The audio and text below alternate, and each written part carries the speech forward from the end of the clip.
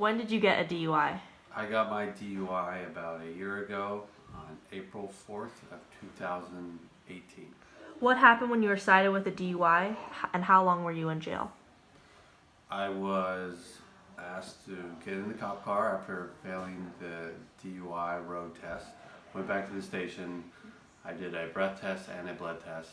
My breath test, I was a .11 to a .09, so on the lower side of the DUI, but still a DUI.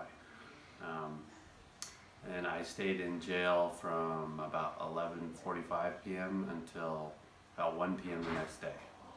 So I got credit for 2 days in jail, so it helped with my fees, but about 13, 14 hours in prison. What were the consequences of your DUI?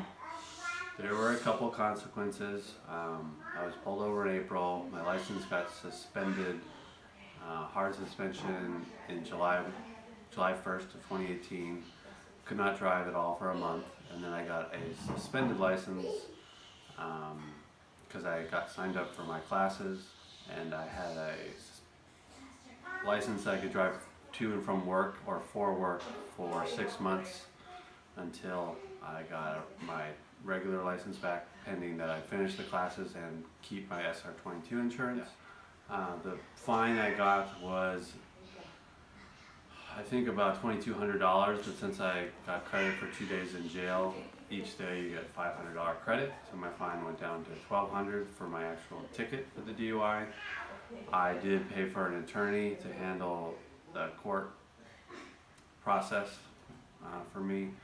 That cost me about another $3,000, so now I was looking at, $4,200. And then I had to increase my car insurance a little bit, but I did reduce my deductible. So I pay about $50 extra a month in car insurance for I don't know how many years. But How did your DUI affect other aspects of your life?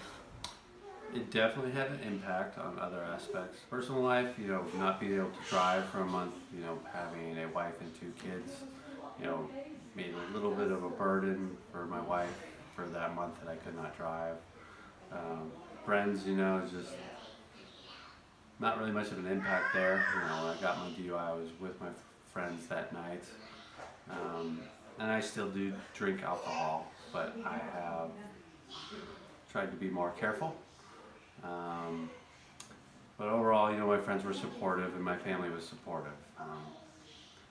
So I didn't have that big of a consequence there. I'm sure it can be a big consequence for many people, but for me, I was lucky to have a supportive group of people in my life. And any advice I could give to anybody would be to just make sure you have a plan if you're going to be drinking alcohol to avoid a DUI. Probably plenty of you will know people who get a DUI in your life, and this is the best advice I can give.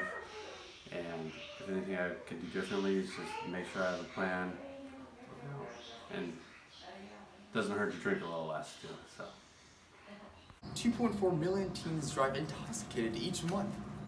People aged 12 to 20 consume 11% of all alcohol consumed in the United States.